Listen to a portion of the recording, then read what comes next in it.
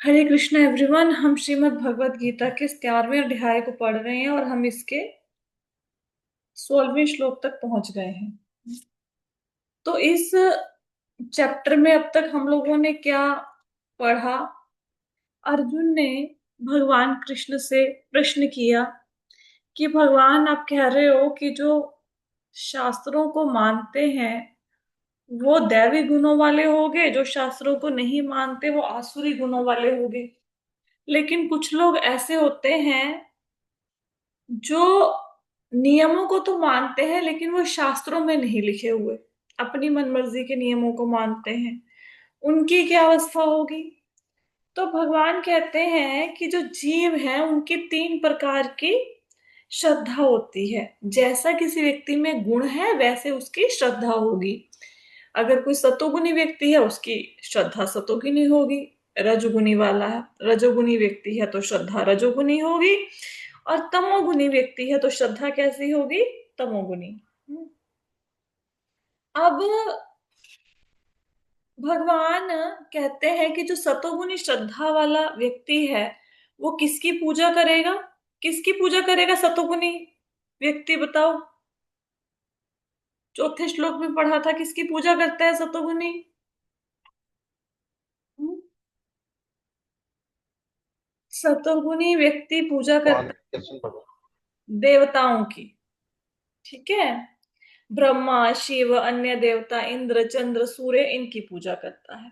ये रजोगुणी व्यक्ति किसकी पूजा करता है? रजोगुणी व्यक्ति पूजा करेगा यक्षों की, राक्षसों की। और तमोगुणी व्यक्ति किसकी पूजा करेगा? भूतों प्रेतों की। ठीक है। अच्छा, अब याद हुआ? आप फिर से बताओ, सतोगुणी व्यक्ति किसकी पूजा करता है? हम्म, देवताओं की। देवताओं की। ठीक है, चलो याद होना थोड़ा। देवता। देवताओं की। रजोगुणी किसकी पूजा करेगा?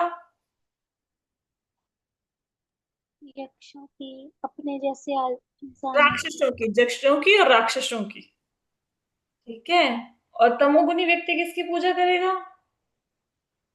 भूत प्रेतों की। भूत प्रेत की। ठीक है। भूत प्रेतों की। भूत प्रेतों की। अब कहते हैं कि कुछ लोग ना अहंकार के कारण वो करते हैं तपस्या। अब तपस्या के बारे में भगवान, पूजा बता दिए कौन किसकी पूजा करेगा।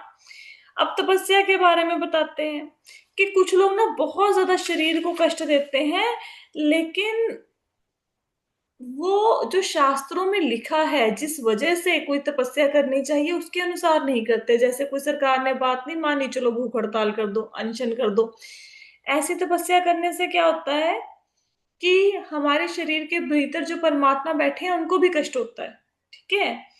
और भगवान कहते हैं कि हर व्यक्ति जैसा भोजन पसंद करता है, जैसा वो तपस्या पसंद करता है, जैसा यज्ञ पसंद करता है, ये उसकी अपनी अपनी श्रद्धा के अनुसार है, उसके अपने अपने गुण के अनुसार है। तो पहले भगवान ने भोजन की बात करी। भगवान कहते हैं जो सतोगुणी व्यक्ति है वो कैसा खाना खाएगा जिससे उसकी आयु बढ़े, उसका जीवन शुद्ध हो जाए, उसको मतलब स्वस्थ रहे, वो उसको सुख मिले, तृप्ति मिले। तो वह रस वाला, स्वादिष्ट, हृदय को भाने वाला भोजन करेगा। फिर रजोगुणी व्यक्ति कौन सा भोजन करता है? बहुत ज्यादा कड़वा, बहुत ज्यादा तीखा, खट्टा, बहुत ज्यादा नमकीन, चटपटा, जिससे जलन हो अंदर। ऐसा भोजन जो करते हुए बड़ा आनंद दे लेकिन करने के इमीडिएटली बाद दुख का कारण बन जाए, वो रजोगुणी व्यक्ति को पसंद होता है। तमोगुणी व्यक्ति कैसा खाना खाता है? वो जूठा, सड़ा हुआ, जिसमें से स्मेल आ रही है, स्वादहीन, ऐसा खाना खाता है। अच्छा, मैंने आपको बताया था कितने घंटे पहले बना हुआ खाना तामसी होता है? बताओ। तीन। हाँ, 3 घंटे पहले बना हुआ। अच्छा, अगर किसी ने भगवान को भोग लगाया और वो खाना 5 घंटे पुराना है तो वो तामसी होगा कि नहीं? नहीं माता जी, वो नहीं होगा तामसी। वो नहीं होगा। जिसका भगवान को भोग लग गया वो खाना तामसी नहीं होता है। ठीक है। एक बार रामानुजाचार्य जा रहे थे, उन्होंने अपना एक उच्छिष्ट, अपना जूठन निकाला, ऐसे नीचे फेंका तो उन तालाब में से मछलियों के मुख में गया। मछलियां इमीडिएटली चतुर्भुज रूप धारण करके बैकुंठ को चली गई। हम्म। अब ये देखो, हम लोग मुक्ति के विषय में ऐसे ही चिंता करते रहते हैं, मुक्ति कैसे होगी जन्म मृत्यु के चक्कर से।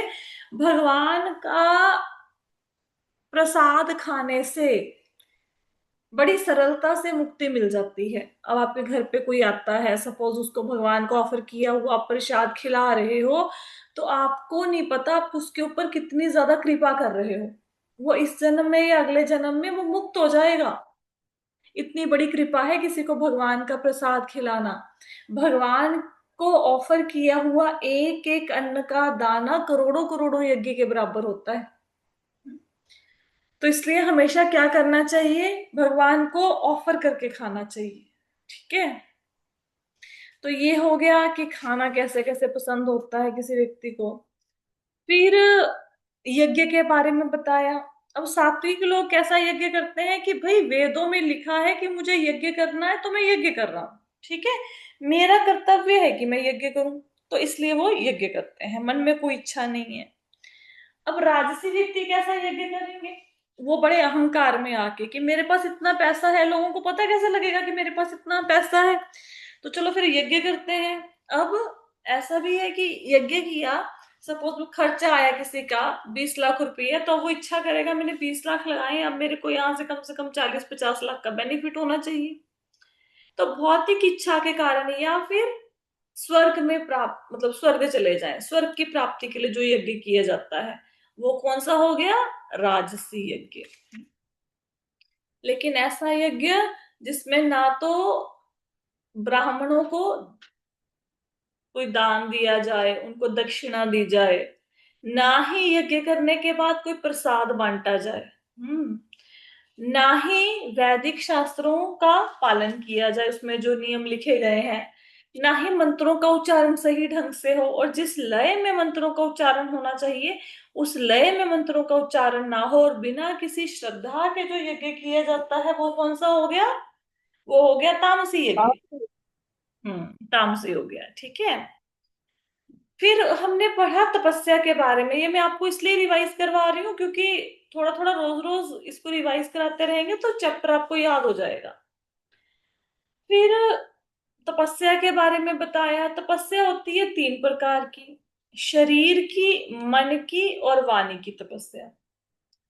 अब शरीर की तपस्या क्या है, शरीर की तपस्या ये है कि जो परमात्मा है, ब्राह्मण, गुरु, माता पिता है, उनकी पूजा करो, उनका सत्कार करो, उनको नमस्कार करो, ये तपस्या है।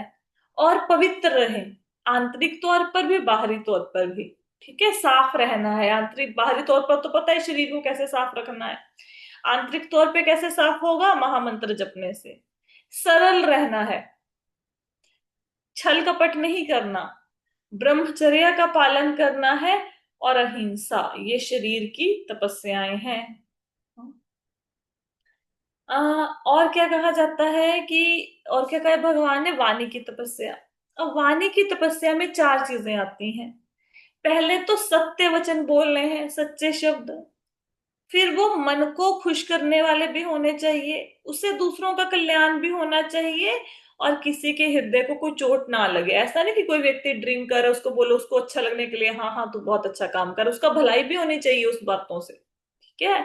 तो सच्चे, दूसरों को बहाने वाले, दूसरों का कल्याण करने वाले, और दूसरों के हृदय को दुखी ना करने वाले वचन बोलना। जैसे कई बार आदत होती है ना बातों बातों में ताने देने की, कोई सटायर मारने की, बातों बातों में किसी को कुछ सुनाने की, जिससे दूसरा व्यक्ति उसको बुरा लग जाए, उसका मन दुखी हो, तो ऐसी बातें नहीं कहनी चाहिए। ये हो गया वाणी की तपस्या। फिर आता है मन की तपस्या। मन की तपस्या में सबसे बड़ी बात तो ये है कि मन को थोड़ा इंद्रिय विषयों के पीछे घूमने मत दो, भोगों के पीछे मत घूमने दो। फिर मन में परोपकार की भावना होनी चाहिए, मन को हमेशा भगवान के चिंतन में लगा होना चाहिए। और क्या है कि आत्म संयम होना चाहिए, संतोष होना चाहिए, मन में बहुत ज्यादा इकट्ठा करने की लालसा नहीं होनी चाहिए। तो ये है। और मौन रहना, अब मौन रहने का मतलब ये नहीं कि चुप रहो, मौन रहने का मतलब है कि भगवान का चिंतन करो। कल आप श्लोका पढ़ेंगे श्रीमद् भागवतम की क्लास में, सुखदेव गोस्वामी के गुणों का वर्णन आएगा, बहुत सुंदर वर्णन है कि सुखदेव गोस्वामी मौन रहते थे। अब मौन कौन रहता है? मौन या तो वो व्यक्ति रहेगा जो मूर्ख है, या जो व्यक्ति भगवान का चिंतन कर रहा है ना। तो मौन रहना है लेकिन मन में भगवान का चिंतन करना है, और अगर बोलना है तो क्या करना है? सिर्फ कृष्ण कथा कहनी है। तो यहां तक हम लोगों ने किया था। अब हम नेक्स्ट करते हैं 17वें श्लोक से। 17वां श्लोक है, श्रद्धया परया तप्तं तपस्त तत्त्रिविधं नरहे अफलाकांक्षिभिर्युक्ते सात्विकीं परिचक्ष्यते। यहाँ पे बताया गया है, भौतिक लाभ की इच्छा ना करने वाले तथा परमेश्वर में प्रवृत्त मनुष्यों द्वारा दिव्य श्रद्धा से संपन्न यह 3 प्रकार की तपस्या सात्विक तपस्या है। सात्विक तपस्या कौन सी होती है? पहले तो कोई इच्छा नहीं होनी चाहिए कि तपस्या कर रहे हो, इस तपस्या के बदले में मुझे कोई वस्तु मिलेगी, मेरा कोई लाभ होगा, ठीक है, वो इच्छा नहीं होनी चाहिए। दूसरा, ये कौन से लोग तपस्या करेंगे? जो भगवान का चिंतन करते हैं और श्रद्धा के साथ जो तपस्या की जाए, ये तपस्या कौन सी होती है? सात्विक तपस्या होती है। अगर किसी तपस्या में हमारे मन में यह है कि मुझे इससे लोग देखें कि हाँ कितनी बढ़िया तपस्या कर रहा है, तो फिर वो तपस्या नहीं है। जैसे कुछ लोग मौन व्रत धारण करते हैं, अब मौन रख लिया लेकिन उनका प्रचार दूसरे लोग करते हैं कि ये लोग मौनी बाबा है, देखो जी मौनी बाबा है, कुछ बोलते नहीं है, फिर लोग आके उनको चढ़ावा वगैरह चढ़ाते हैं। तो ऐसा नहीं होना चाहिए। कोई भौतिक लाभ की इच्छा नहीं होनी चाहिए तपस्या में, और श्रद्धा होनी बहुत जरूरी है। अगर श्रद्धा नहीं है, तपस्या कर रहे हो, तो उस तपस्या का कोई फायदा नहीं है। फिर नेक्स्ट है, सत्कर्मान पूजार्थम तपोदम्भेन चैव यत् क्रियते तदैह प्रोक्तम राजसं चलम अध्रुवम। यहाँ पे क्या कहते हैं? जो तपस्या दंभ तथा सम्मान सत्कार एवं पूजा कराने के लिए संपन्न की जाती है, वह रजोगुनी कहलाती है। यह ना तो स्थायी होती है ना शाश्वत। कई के बाद तपस्या इसलिए की जाती है कि लोग अट्रैक्ट हो जाएं, ठीक है, कि मैं तपस्या कर रहा हूं, इसको देखकर बहुत सारे लोग मेरे पास आए, उससे मुझे क्या मिले? सत्कार मिले, सम्मान मिले, लोग मेरी पूजा करें। आपने कई बार देखा होगा ना, सिक्कों से तोलते हैं, किस व्यक्ति को सिक्कों से तोलो भाई, है ना। या फिर कुछ ऐसे लोग होते हैं जो कहेंगे कि भाई मैं तपस्या कर रहा हूं, अब तुम मेरे पास आओ, मेरे चरण धो, ठीक है, मेरे मुझे धन चढ़ाओ। तो जो ऐसी तपस्या है जो दूसरों का ध्यान आकर्षित करने के लिए की जाती है, धन को इकट्ठा करने के लिए की जाती है, पूजा लाभ प्रतिष्ठा की इच्छा से की जाती है, वो तपस्या कैसी है? वो है राजसी तपस्या। जो भी ऐसी तपस्या है, इसके फल ना टेम्परेरी होते हैं, परमानेंट फल नहीं होते। हो सकता है कुछ देर के लिए व्यक्ति बहुत ज्यादा फेमस हो जाए, उसके पास पैसा भी बहुत आ जाए, लेकिन परमानेंट नहीं रहेगा। अभी अभी, चलो अभी यूट्यूब पे पब्लिश होएगा लेक्चर, नाम तो क्या लेना है, एक स्वामी जी थे यहाँ पे इंडिया में।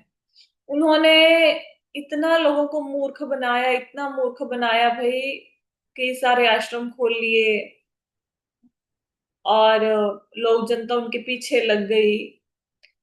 फिर उन्होंने कहना शुरू कर दिया कि धरती के ऊपर बहुत सारे एलियन रहते हैं, दूसरे ग्रह से आए हुए प्राणी, मैं भी उनमें से एक एलियन हूँ, और लोगों को मेरी जरूरत थी इसलिए मैं बाहर आ गया। फिर उन्होंने कहना शुरू कर दिया कि जो शिव है ना, शिव वो मैं ही हूँ, ठीक है, ये कहना शुरू कर दिया। फिर के उसके ऊपर केस, उसका एक वीडियो आ गया मार्केट में जिसमें वो किसी फिल्म स्टार के साथ थोड़ा ऑब्जेक्शनेबल स्टेट में पाया गया। फिर इंडिया छोड़ के भाग गया। फिर इंडिया छोड़ के भाग गया, उसने अपने जो शिष्य थे उनको लगाया। उन्होंने ये दिखाया लोगों को कि हम लोगों ने एक अपना अलग से देश बना लिया है। हाँ, कैलाशा, कैलासा करके, कि ये हमारा एक देश है। उन्होंने अपनी करेंसी भी दिखाई वेबसाइट पे, ये हमारी करेंसी है, ये हमारा झंडा है, और ये हमारी मुद्रा है, अपना बैंक, अपना मुद्रा, सब कुछ साइट पे जो एक देश बनाने के लिए चाहिए होता है, सब कुछ उन्होंने दिखाया। और लोग इतने पागल हैं, वो अलग अलग जगह पे गए, जैसे ब्रिटेन में गए, वहां के लोगों ने मान लिया कि हाँ इनका देश है, वहां की सरकार ने मान लिया, बहुत सारे एग्रीमेंट साइन कर दिए उनके साथ। अब उसने सारा कुछ तो कर लिया, अब उसके पास जमीन नहीं थी, तो जमीन के लिए उसने क्या किया? उसने जो वो एरिया होता है ना, आदिवासी एरिया, ठीक है, अब्रॉड में कौन से शहर में था, ब्राजील में था, बोलीविया में था शायद, अब मुझे एग्जैक्टली याद नहीं आ रहा। वहां पे आदिवासी लोगों के पास गए और उनको बोला कि अपनी जमीन हमें दो लीज पे, 70 ईयर्स के लिए दो, हम तुम्हें इतनी अमाउंट दिया करेंगे। अब आदिवासी लोग बेचारे भोले भाले, 70 ईयर की बजाय उसने 1000 ईयर का एग्रीमेंट कर लिया। और उसमें भी ये लिख दिया कि अगर मेरे ऊपर कोई भी देश हमला करेगा तो सारे आदिवासी लोग मेरी सहायता करेंगे। इतनी बड़ी जमीन उसकी एक्वायर कर ली आदिवासी लोगों की।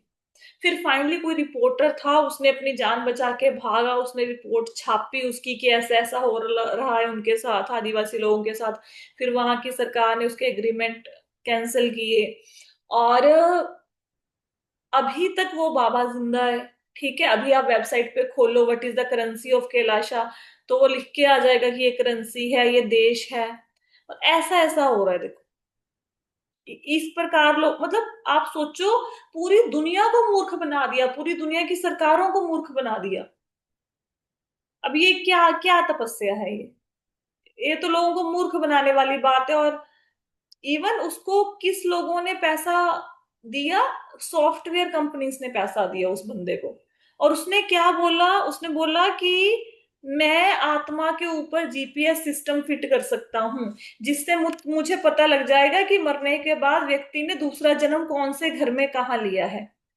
कहां कहां तक जनता मूर्ख बनती है आप सोचो। फिर उसने बोला कि अगर तुम मुझे इतने करोड़ रुपया दोगे तो फिर मैं तुम्हें अगले जन्म में इसका डबल करके वापस करूंगा। और लोगों ने उसको पैसा दिया इस बात पे। जैसे अगर मैं आपको बोलूं कि भाई मुझे 1 करोड़ दो, मैं अगले जन्म में 2 करोड़ दूंगी। लोग इतनी ज्यादा जनता मूर्ख बनने को तैयार है, उन्होंने पैसा दिया उस बाबा को। फिर उसने बोला मैं ऐसा सॉफ्टवेयर बना रहा हूं जिससे गाय भैंस ये सारे ना तमिल और संस्कृत बोलेंगे। इसके ऊपर काम चल रहा है। लोगों ने इस बात पे यकीन किया और उसके सॉफ्टवेयर के लिए पैसा दिया, जो कि आज तक बना ही नहीं। अब गाय भैंस कहाँ से संस्कृत तमिल बोलेंगी, और लोगों ने हर काम के लिए पैसा दिया। इवन यहां तक बोला कि भाई अगर, देखो इंडिया में बहुत सारे लोगों को बहुत सारे लोग मूर्ख बना रहे हैं, तो अगर कोई सन्यासी आके हमें मूर्ख बना रहा है तो उसमें क्या दिक्कत है। यहां तक बोल दिया लोगों ने। हाँ, और उसने हर जगह पे ये बोला कि मैं सनातन धर्म को बचा रहा हूँ, मैं हिंदू संस्कृति का प्रचार कर रहा हूँ। तो ऐसे लोग जनता को बड़ा मूर्ख बनाते हैं ये बाबा लोग, है ना। और लोग बनते हैं। इवन राइट नाउ, अभी चलो बाबा तो पता नहीं कहाँ था कहाँ नहीं था, कुछ नहीं पता। मेरे नोन में है वो, मतलब कुछ हीलिंग टाइप का काम करते हैं। उनको किसी लेडी ने ब्लैंक चेक दे दिया है 1 करोड़ रुपए का। क्या कह रहे हैं कि भाई, उन्होंने बोला कि मैं तुम्हें मोक्ष दिलाऊंगा। बताओ, ऐसे ऐसे मोक्ष मिलेगा पैसे लेके। अब सोचो, ऐसे ऐसे जनता को मूर्ख बना रहे हैं। और फिर वो एक दिन मेरे पास बैठे, तो मैंने कहा आपको पता है मोक्ष क्या होता है, कैसे मिलता है, ये आपकी जर्नी क्या है, आप कैसे इस जर्नी को तय कर रहे हो, आप क्रिया योग कर रहे हो, क्रिया योग का रास्ता क्या होता है, योगी की यात्रा क्या होती है। वो कुछ नहीं पता उनको, बस मूर्ख बनाना था, किसी को बना दिया। तो ऐसे ही तपस्या करने वाले लोगों से बचना है। हम्म देखना है कि व्यक्ति क्यों तपस्या कर रहा है, पूजा लाभ प्रतिष्ठा के लिए तपस्या तो नहीं कर रहा। ठीक है, ये होगी राजसी तपस्या। अब इसके फल मिलेंगे। अब उस बाबा ने जो भागा है, जिसने अपना देश अनाउंस किया है, उसके बहुत सारे आश्रम अब भी चल रहे हैं। तो उसको अब भागा हुआ है, लेकिन उसको लाभ मिला, लेकिन ये टेम्परेरी है, परमानेंट लाभ नहीं है। ये तो अपने लिए नरक की व्यवस्था करने वाला काम है। चलो आगे 19 श्लोका पे चलते हैं। मूढ़ग्राहेण आत्मनो यत्पीडया क्रियते तपः परस्य योत साधनार्थम वा तत् तामसम उदाहृतम। कहते मूर्खतावश आत्म उत्पीड़न के लिए या अन्यों को विनिष्ट करने या हानि पहुंचाने के लिए जो तपस्या की जाती है वह तामसी कहलाती है। अब कुछ लोग तपस्या करते हैं इसलिए नहीं कि मुझे कोई भौतिक लाभ मिले, इसलिए कि दूसरों का विनाश हो जाए, दूसरों को नष्ट करने के लिए तपस्या करते हैं। क्या एग्जाम्पल है ऐसी, शास्त्रों में से आपके पास बहुत सारे एग्जाम्पल आ जाएंगे जिन्होंने दूसरों का नाश करने के लिए तपस्या की। किसने की थी, सोचो। मेघनाथ ने माता जी। मेघनाथ ने, हिरण्यकश्यप ने तपस्या की, रावण ने तपस्या की। इनका क्या उद्देश्य था।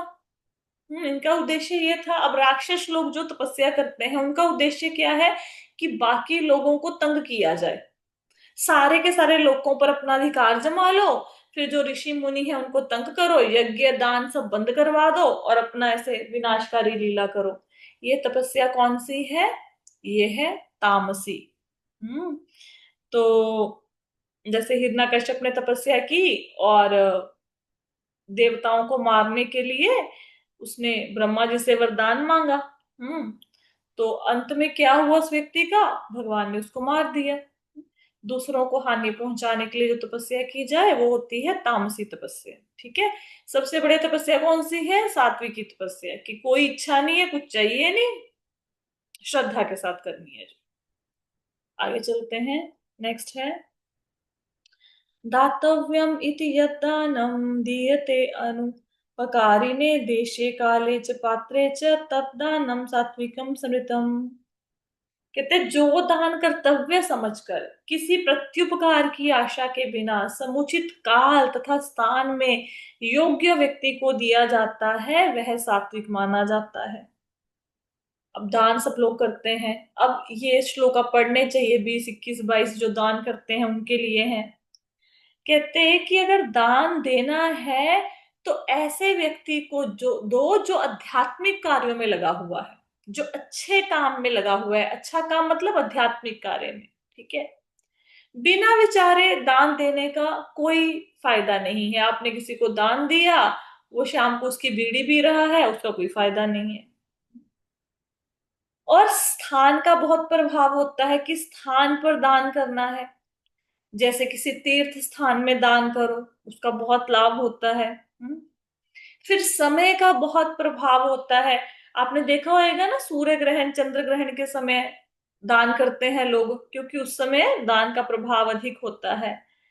फिर योग्य ब्राह्मण को दान देना है। योग्य व्यक्ति को, किसी ब्राह्मण को या वैष्णव को या किसी मंदिर में दान देने की स्तुति की गई है। ठीक है। कई बार हम लोग क्या करते हैं कि किसी गरीब व्यक्ति को दान देते हैं करुणावश। प्रभुपाद जी अपने तात्पर्यों में लिखते हैं, अगर वो व्यक्ति योग्य ना हुआ तो उस वो दान देने से हमारी आध्यात्मिक प्रगति रुक जाएगी। क्या है? तो दान देने समय बहुत ज्यादा ध्यान रखना है। किसी ने दान किया, उस व्यक्ति ने उसका नशा कर लिया, उस व्यक्ति ने उस दान को गलत जगह पे यूज कर लिया, तो जो दान देने वाला है उसको भी भुगतना पड़ेगा। हम्म।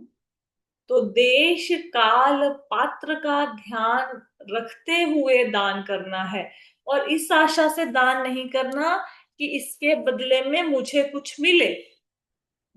दान करना है अपना कर्तव्य समझकर कि मुझे दान देना चाहिए। अब देखो, 4 वर्ग हैं। कौन से? ब्राह्मण, क्षत्रिय, वैश्य, शूद्र। अब ब्राह्मण तो नहीं कमाएगा। ठीक है। वो आजकल के शर्मा वाले ब्राह्मणों की बात नहीं होगी कि भैया ये ब्राह्मण है तो इंजीनियर डॉक्टर बन रहा, वो नहीं। ब्राह्मण मतलब जो ज्ञान दे, दान ले, दान दे, यज्ञ करे, यज्ञ कराए, पढ़े पढ़ाए। अब दूसरा ब्रह्मचर्य आश्रम में है जैसे जो, अब वो तो कैसे बेचारा कमाएगा। फिर आता है वानप्रस्थ, जो वन में चला गया वो क्या कमाएगा। फिर सन्यासी है, सन्यासी ने भी नहीं कमाना। तो ब्रह्मचारी, ब्रह्मचारी, वानप्रस्थी, सन्यासी, इन तीनों की रिस्पॉन्सिबिलिटी किसके ऊपर है? गृहस्थी लोगों के ऊपर। गृहस्थी लोग तो कमाएंगे ना।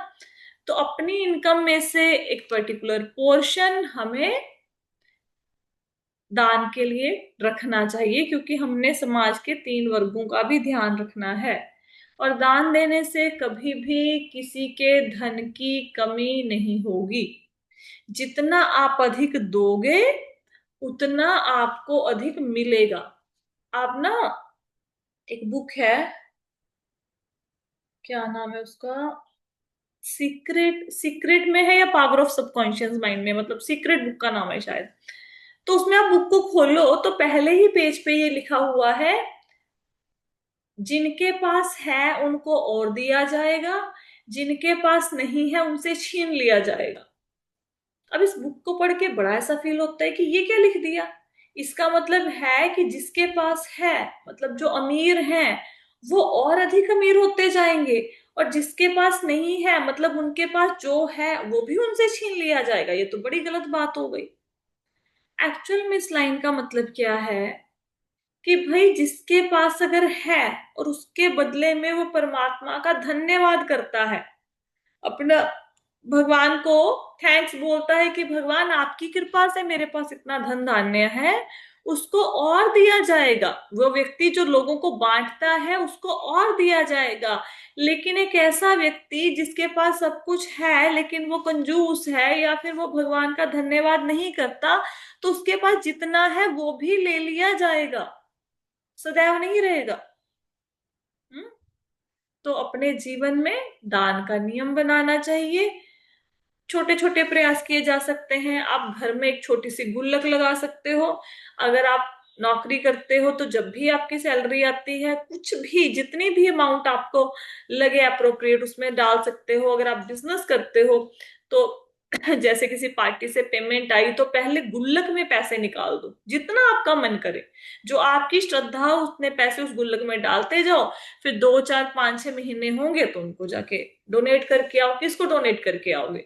उन लोगों को जो भगवान के नाम के प्रचार में लगे हुए हैं। वैष्णव को, मतलब जो योग्य वैष्णव है या ब्राह्मण है उनको दान करेंगे। ठीक है, आगे चलते हैं। नेक्स्ट श्लोक का है, यत्य प्रत्युपकारार्थम फलम उद्देश्य वा पुनः दीयते च परिक्लिष्टम तद्दानम राजसम स्मृतम। किंतु जो दान प्रत्युपकार की भावना से या कर्म फल की इच्छा से या अनिच्छा पूर्वक किया जाता है वह रजोगुनी राजस कहलाता है। अब कहते कभी कभी दान क्यों दिया जाता है? ताकि स्वर्ग मिल जाए। या फिर कई बार किसी व्यक्ति ने दान दे दिया उसके बाद उसको बड़ा पछतावा होता है कि ले मैंने इतने पैसे ऐसे दान में दे दिए, क्यों देने थे। तो वो भी रजोगुनी दान है।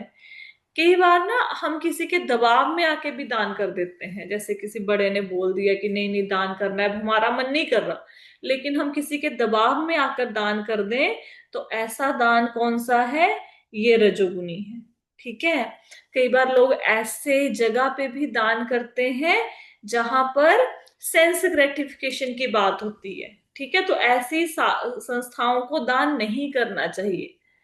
अब किसी ने कोई गलत काम के लिए कोई स्थान बनाया उसके लिए आप पैसा दो तो फिर वो गलत बात है। ठीक है, तो जो दान किसी इच्छा से, फल की इच्छा से और बिना श्रद्धा के किसी के दबाव में आकर किया जाता है वो क्या हो गया? वो हो गया राजसी दान हो गया। तामसी दान कैसा होता है? आदेश काले यद्दानम पात्रेभ्यश्च दीयते असत्कृतम अवज्ञातम तत्तामसम उदाहृतम। तथा जो दान किसी अपवित्र स्थान में अनुचित समय में किसी अयोग्य व्यक्ति को जब बिना समुचित ध्यान या आदर से दिया जाता है वह तामसी कहलाता है। हम लोग तो ये दान करते हैं ना, जैसे हमसे कोई भी मांगने आ गया सड़क पर चलता फिरता तो हम लोग दे देंगे, उसकी तरफ देखेंगे भी नहीं। गिवर क्या होता है कि जैसे कोई गाड़ी में बैठा गाड़ी चला रहा है तो उससे कोई भिखारी मांगने आया तो जेब से जैसे 10 रुपए का नोट निकाला उसको दे दिया और उसकी तरफ देखा भी नहीं, तो आदर नहीं ना किया। हम्म, उसका मांगने वाले का उसकी तरफ ध्यान नहीं दिया। या फिर किसी ऐसे व्यक्ति को दे दिया जो उस दान का गलत यूटिलाइज करेगा, किसी गलत जगह में उसको इस्तेमाल करेगा, अनुचित समय में दे दिया। दान देने का समय नहीं था वो जब आपने दान दिया, या किसी अपवित्र स्थान में दे दिया। अब ऐसा दान तामसी है, ऐसे दान का कोई लाभ नहीं होता, इससे पाप को प्रोत्साहन मिलता है। हाँ, तो अगर हम ऐसा जैसे किसी ने कोई किसी को जुआ खेलने के लिए दान दे दिया कि भैया वो बंदा बोले मैं तो गैम्बलिंग में बड़े पैसे हार गया, मेरे को थोड़े से पैसे दे दो, ठीक है हो सकता है मैं दोबारा से जीत जाऊं, तुम्हारे पैसे लौटा दूं। अब ये जो पैसा देना है ये तामसी हो गया। या फिर किसी को ड्रिंक करने के लिए पैसा देना, ये सारे तामसी दान है। इससे भला नहीं होगा अपितु दूसरे के पाप भी हमारे सिर पर चढ़ जाएंगे। जब हम किसी को दान देते हैं तो हम उसके साथ अपने कर्मों को बांध लेते हैं। आपका अगर देने का मन कर रहा है तो आपने क्या करना है? भगवान का ऑफर किया हुआ प्रसाद आप उनको दे सकते हो। ठीक है। लेकिन प्रॉब्लम ये है, आजकल कोई प्रसाद लेना नहीं चाहता, वो सब कैश लेना चाहते हैं। आप प्रसाद दोगे तो वो अपमान करेंगे कि पर फेंक देते हैं, खाते नहीं है। अब बहुत ही ऐसी कोई अवस्था आ गई कि आपको कैश देना पड़ गया, तो फिर आप उनको बोलो कि बोलो हरे कृष्णा। हम्म। फिर देंगे आपको। लेकिन कई लोग हरे कृष्णा भी नहीं बोलते हैं, है ना। पर कोशिश करनी चाहिए, कैश तो इनफैक्ट नहीं देना चाहिए ऐसे। प्रसाद दे दो भगवान का। अपनी गाड़ी में हमेशा प्रसाद रखो। गुरु महाराज जी हमेशा प्रसाद रखते थे अपनी गाड़ी में, हमेशा। जो भी, ऐसा भी नहीं कि जो मांगने आ गया उसको नहीं देना, देना भी है। क्या दोगे? भगवान का प्रसाद दोगे। ठीक है।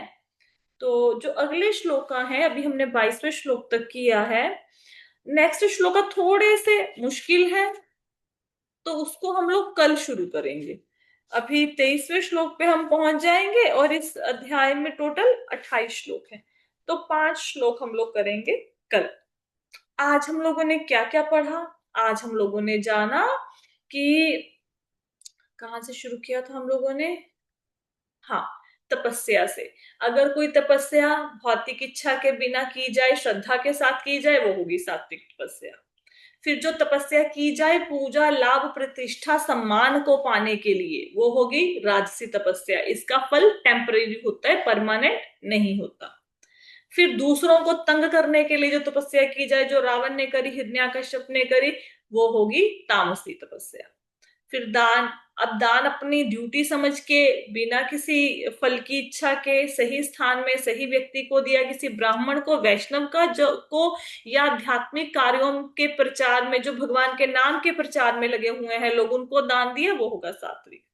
राजसी हो गया जिसमें ये हो कि मैंने दान किया, मुझे कुछ मिलना चाहिए, या बड़े अहंकार से दान किया, जो दबाव में आके कर दिया, या दान देने के बाद बड़ा अफसोस हो गया, वो हो गया राजसी दान। जो दान गलत समय में गलत व्यक्ति को गलत तरीके से गलत स्थान में दिया जाए, वो क्या हो गया? तामसी दान हो गया। ठीक है, आज हमने इतना किया। तो अभी किसी का कोई प्रश्न है? हरे कृष्ण माता जी। जैसे दान तो चलो आपने जो बताया ठीक है।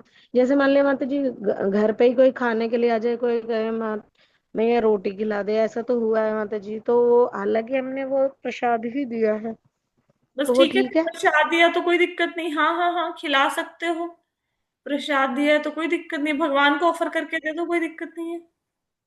अच्छी बात है। हाँ जी, क्योंकि माता जी तो जैसे तभी बनाते हैं ना, सब्जी जैसे बनी हुई है हमारी, तो वो प्रसाद करी हुई है, अब वो एक बार मैं प्लेट लगा के भगवान की तरफ को कर देती हूँ ऐसे। देखो, भगवान को भोग लगाने का एक पर्टिकुलर वे है। अब जैसे कुछ लोग क्या करते हैं, जैसे मेरी फ्रेंड है, उसने कुछ बनाया, तो मैंने कहा भगवान को ऑफर कर दो इसे। तो उसने क्या किया, उसने जैसे वो जो जो भी उसने बनाया, तो उसने भगवान के सामने उनको दिखा दिया। उसमें ना तुलसी पत्र था, ना उसने भगवान के पास थोड़ी देर के लिए उसको रखा, बस उसने भगवान को दिखा दिया और ले लिया। ऐसे प्रसाद नहीं ऑफर किया जाता। तो उसमें जैसे अब मैंने, और मतलब मैं तो देखती हूँ आसपास भी ना। तो एक और जगह पे मैंने देखा, उन्होंने क्या किया, भगवान के आगे लड्डू रखे, 2 बार क्लैप किया, बस। लड्डू उसने भगवान को बोला लड्डू खा ले, तो ठीक है, बस इतना ही। अब उसमें कोई तुलसी पत्र नहीं डाला, कुछ नहीं डाला, ऐसे दे दिया, है ना। तो एक्चुअली भगवान को भोग अर्पित करने का एक तरीका है। हम्म। उसमें भगवान को मंत्रों के साथ भोग लगाया जाता। चलो, आपको मंत्र नहीं आते, कोई बात नहीं, कम से कम पहले तो जो भगवान को ऑफर करना है वो बड़ी शुद्धता के साथ बनाना है। ठीक है। और फिर उसमें तुलसी का पत्र तो डालना ही डालना है। फिर उन बर्तनों में भगवान को भोग ऑफर नहीं किया जाता जिन बर्तनों में आप खुद खाना खाते हो। भगवान के लिए बर्तन अलग होते हैं। ठीक है। और फिर भगवान को भोग लगा के टाइम देना है, 5 मिनट, 10 मिनट, 15 मिनट वहां पे भगवान के सामने उस पर भोग को रखना है। फिर वहां से उठाना है, फिर उसको पूरे के पूरे में मिक्स भी करना है। जैसे आपने दाल बनाई, आपने उसमें से 1 कटोरी दाल का भगवान को भोग लगा दिया, लेकिन उसको पूरी दाल में मिक्स नहीं किया, फिर वो भोग नहीं बनेगी। राइट। तो ऐसे प्रॉपर वे है, सिर्फ दिखाने से भोग नहीं लगेगा। माता जी मेरा कहने का ये मतलब है, मतलब ऑलरेडी मैं भोग लगा चुकी हूँ, बस हम ठीक है सबने फिर। प्रसाद पा लिया। तो हाँ ठीक है, तो फिर मतलब रोटियां आपने तभी बनती है तो नहीं, जल्दी है, आपने पूरी टाइम देती हूँ। नहीं नहीं, उसने जो व्यक्ति को आपने भोजन खिलाया उसने सब्जी भी तो साथ में खाई होगी, और सब्जी को भोग लगा हाँ हुआ, तो जी, हाँ ठीक है ना। हाँ जी, हाँ जी। बस बस, अब वो आप कर सकते हो, कोई दिक्कत नहीं है। ठीक है, और कोई क्वेश्चन? नहीं है? ठीक है, तो आज की कथा को हम यहीं पे विश्राम देते हैं। भगवत गीता की जय, श्रील प्रभुपाद की जय, हरे कृष्णा।